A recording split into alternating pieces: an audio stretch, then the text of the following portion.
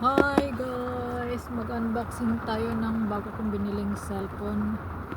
Honor 400 Lite 5G sa Worldwide building ko siya binili sa Central.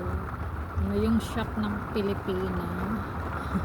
Shop ng Pilipina ang nandoon. Shop niya, tapos binili ko 2,500.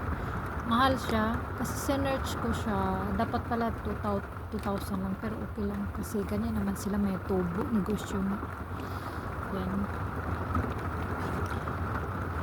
Open natin. 2,500 bili ko. Hindi ito yung ito yung pang open ng SIM. May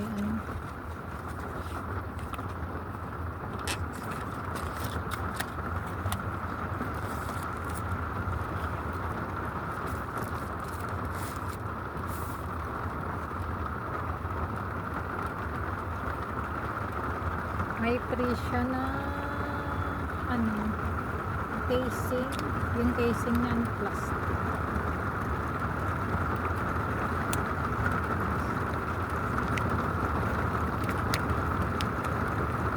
Tapos on natin. Ito yung harap na.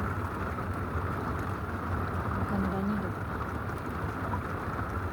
May TikTok, iwan ko, may TikTok, may Facebook.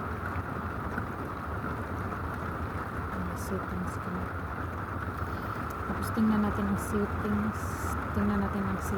Ito yung settings niya. About update.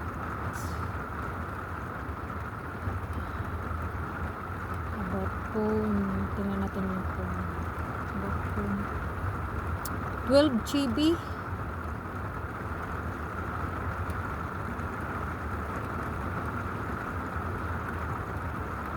Processor MediaTek Dimensity 7025 Ultra. RAM 12 GB plus 12 GB.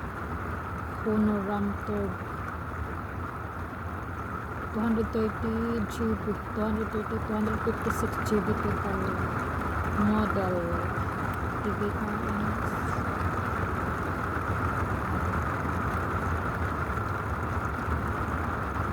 Tapos may na siya, may free AirPod, may warranty card, may saksakan din, free. Meron din ito, saksakan.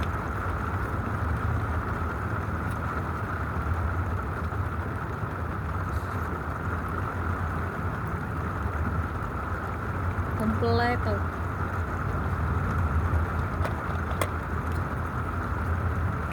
Kompleto siya.